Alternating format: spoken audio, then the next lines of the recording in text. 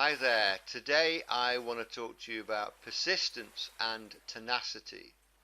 You can roll your eyes and think, oh, this is just about being motivated. And persistence and tenacity, aren't they the same thing? But you'd be wrong on both counts. I don't enjoy motivating people. It actually annoys me that I have to motivate people in the first place. I've always been nuclear powered. When everyone else was putting on their running shoes in business, I was already halfway round the track. Never the fastest, but always the first to start something. As for motivating people, I say if you motivate a stupid person, they just do stupid things faster. I don't say that to be horrible, I say it because stupidity in any subject isn't because of lack of intelligence. It's more willful ignorance, which is being too lazy to learn something. Doesn't it make sense? Before you start ringing customers for your business, you should at least learn the basics of what that business does first.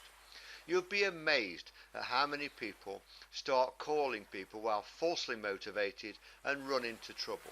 By trouble, I mean the potential customer starts asking questions that these people can't answer. Now they start babbling, or worse, making over-exaggerated statements about their business to cover up their ignorance, none of which is good business. I'll talk about persistence and tenacity separately because they are different skills. To achieve both of them in business, you do need, however, to do one thing which sounds simple, but it isn't. It's called open your eyes and assess your surroundings in an instant or as quickly as possible. I was taught once to walk into a room or a situation and try my damnedest not to speak because if I spoke I couldn't assess the room or area. It's a specific skill that will really help you in business if you learn to observe things around you very quickly.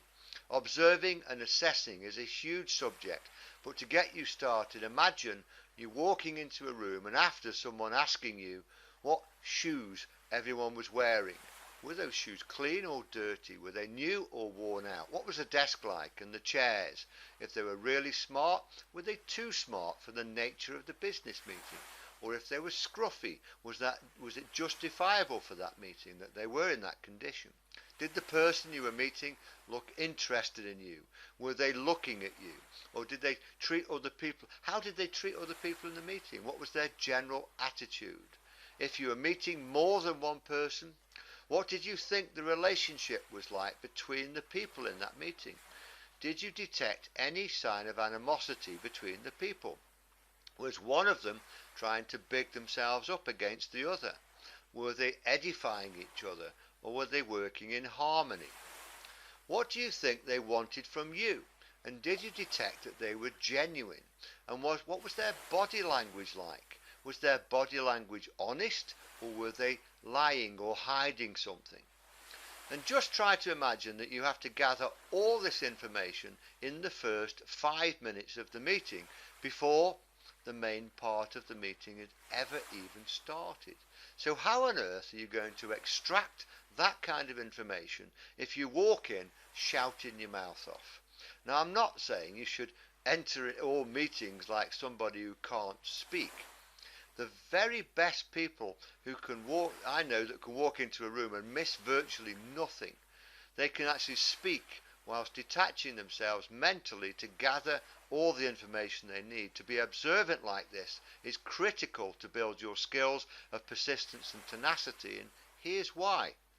The great quality of persistence is to keep going and achieving a goal when to all others it looked like you were going to fail. That's the easy bit. Why? Because sometimes you should not persist. You should retreat and get the hell out of there.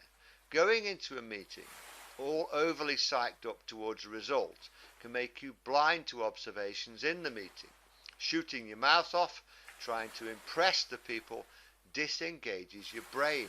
Many of the most successful meetings I've ever done is where I learned something really early on and that told me I need to get out of the room and come back with something, or just get out and never come back, which in itself is a success sometimes because of avoiding wasting time. Tenacity is the great skill of being able to negotiate around difficult situations. When a particular business of mine, for example, was going through a tough time and we came out the other side good, people have often said to me, "Gosh, you were very tenacious, weren't you? And that was very admirable that you didn't give up." You need to know that there is good tenacity and stupid tenacity. Charging hell with a water pistol is stupid. It means you didn't observe your surroundings and you deserve what's coming. A tenacious person looks at situations from a detached position, a mentally quiet position, so they can look for ways around a tough issue. When they see the route and successfully get round the issue, it was simply because they mentally stood back, weighed everything up, and decided it was worthwhile continuing in this new direction, but towards the original goal. Click the like button if you got something out of that, and subscribing means we can keep hanging out, which is great, and thanks for doing that. Click the notification bell, means you'll be informed whenever we release new videos. Thanks for listening.